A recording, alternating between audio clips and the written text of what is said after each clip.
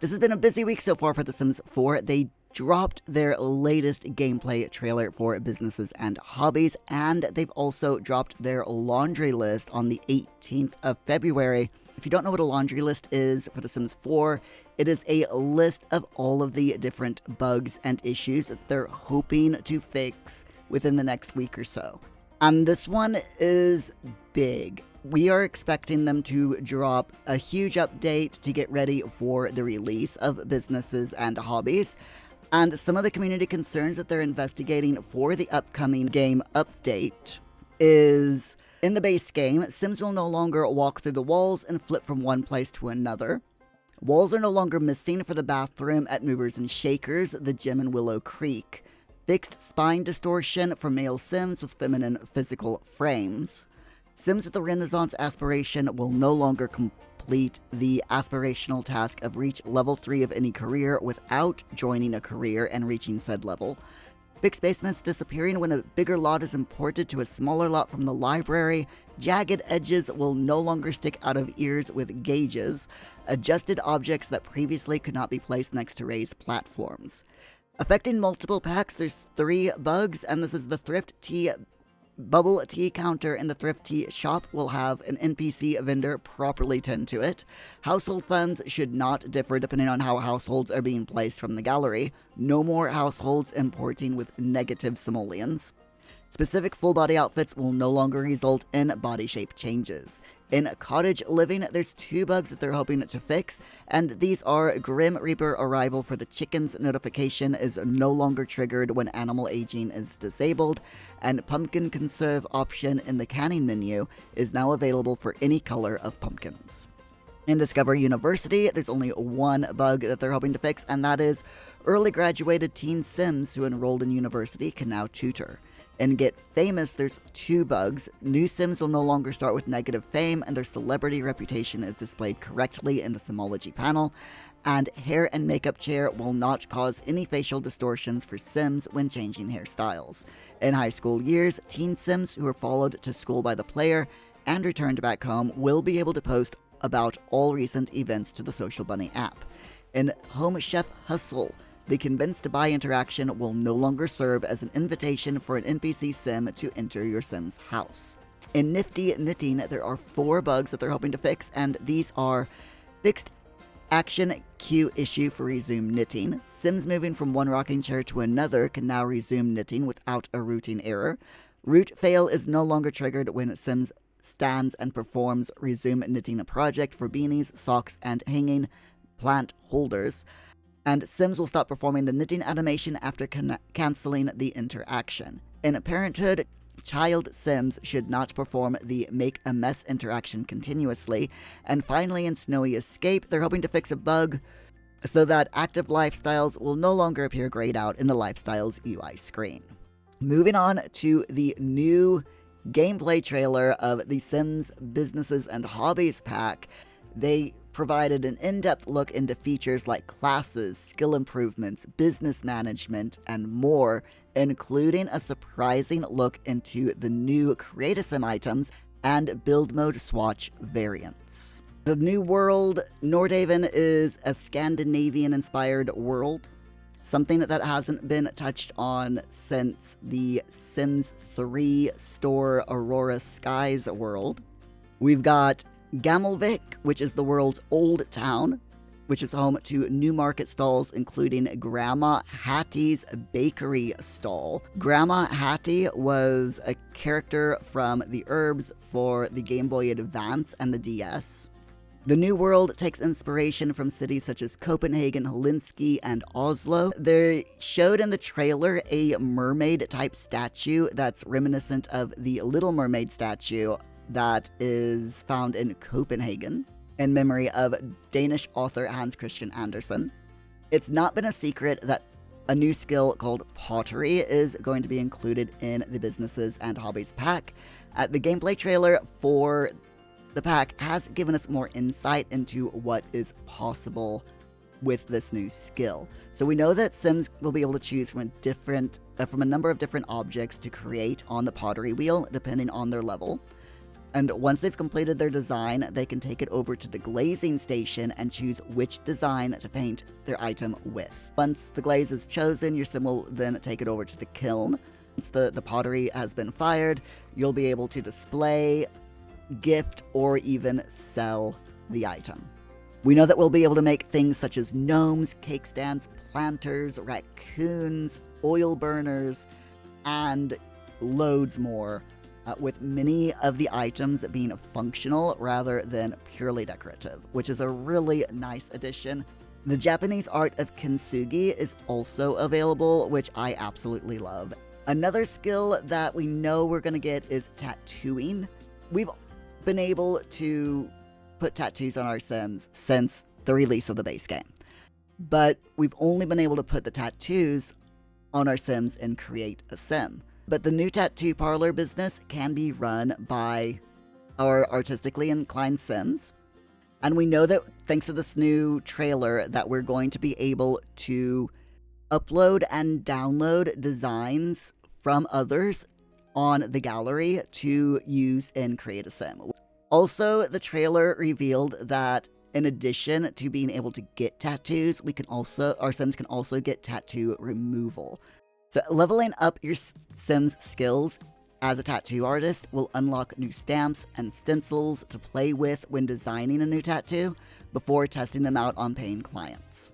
And touch-ups will also be available to do on Sims who request it. 2 new lot types were shown to us in the Business and Hobbies gameplay trailer. We've got the residential small business lot, and the second lot type is a small business venue, which can be purchased in addition to your Sims home lot, similar to how restaurants function in The Sims 4 Dine Out and vet clinics in The Sims 4 Cat and Dogs. In build mode, you'll be able to choose which rooms are accessible by the public, which are designated as employee only, and which can be entered by your household or those you invite in. Some of the business options are quite similar from the features from the club system, but it's been retooled to allow you full control over your businesses. We're going to be able to choose from a list of presets, which gives us a list of customer activities such as gyms, nightclubs, and libraries. In the trailer, they shared with us that the Businesses and Hobbies pack is going to feature a lot of cross-pack gameplay. If you have Nifty Knitting, you'll be able to have a business surrounding knitting. If you have a spa day pack, you'll be able to run your own spa, and so on. We do know that residential rentals and restaurants will not be able to be run on small business lots. We'll be able to choose from various logos to represent our businesses and give the business a name and description, and also choose our target customers. Similar to Get to Work and Dine Out, we'll be able to hire and fire up to 3 employees for our Sims business. And this has a bit more depth in it than Get to Work and Dine Out does. We're going to be able to choose exactly which activities an employee does during their workday and how much we pay them. Now, we don't know if managers will be able to send Sims to training when they're not at work to improve their skill levels. I'm hoping if we have Get to Work or Dine Out packs that crossplay will still be there, hopefully. There's going to be a lot of new build buy stuff in the new pack, including a candy making machine, clutter, rugs, pianos, partitions, lamps, fireplaces, and a lot more. They've shown a lot of different casts clothing that's going to be available in the game. New hairstyles, new clothing for especially masculine Sims, hairstyles, makeup. They're even showing love to toddlers and children in this pack. We're going to be able to mine Simo Coin, which is going to be a new in-game cryptocurrency that can be mined from your Sims PC and both bought and sold as it goes up and down in value.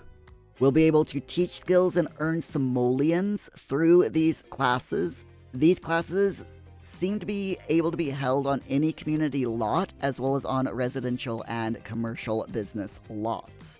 Hosting a lesson will attract Sims who want to improve their skills from Sims who have already attained a high level in that skill. And of course, the more packs you own, the more skills your Sims will be able to learn. Sims attending a skill class will be able to use a related skill building object as they listen to the class. If you have a Sim that is hosting a class, the trailer showed that we'll have a number of goals to complete until the class is over.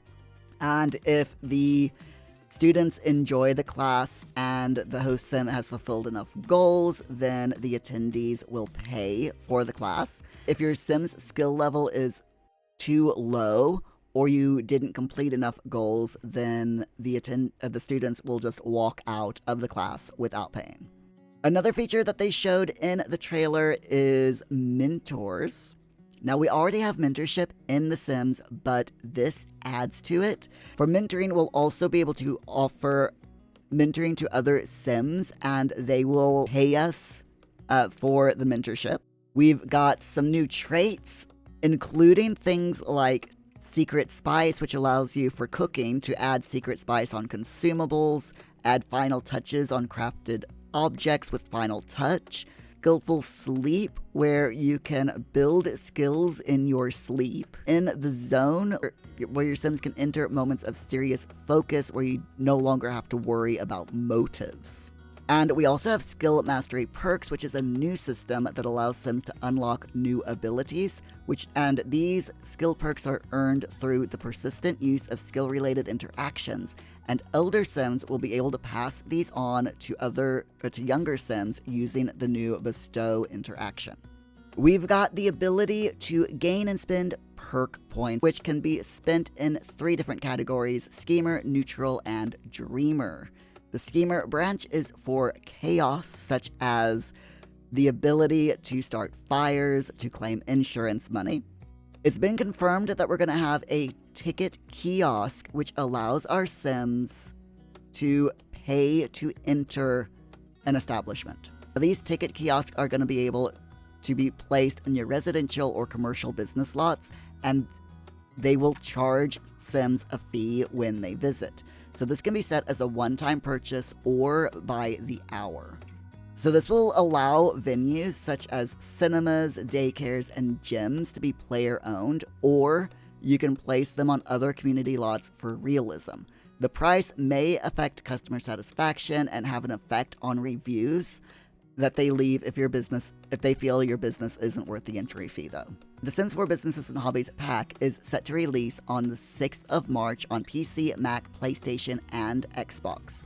And if you pre-order or purchase the pack from now until the 18th of April 2025, you will unlock the Setup Shop digital content, which contains 3 pieces of exclusive build-by items. There's a lamp, there's a statue, and there's a display case. And of course, if you use my EA Creator promo code when you order the pack, I get 5% of all purchases that you make, which helps out this channel quite a bit. So thank you so much in advance if you decide to do that.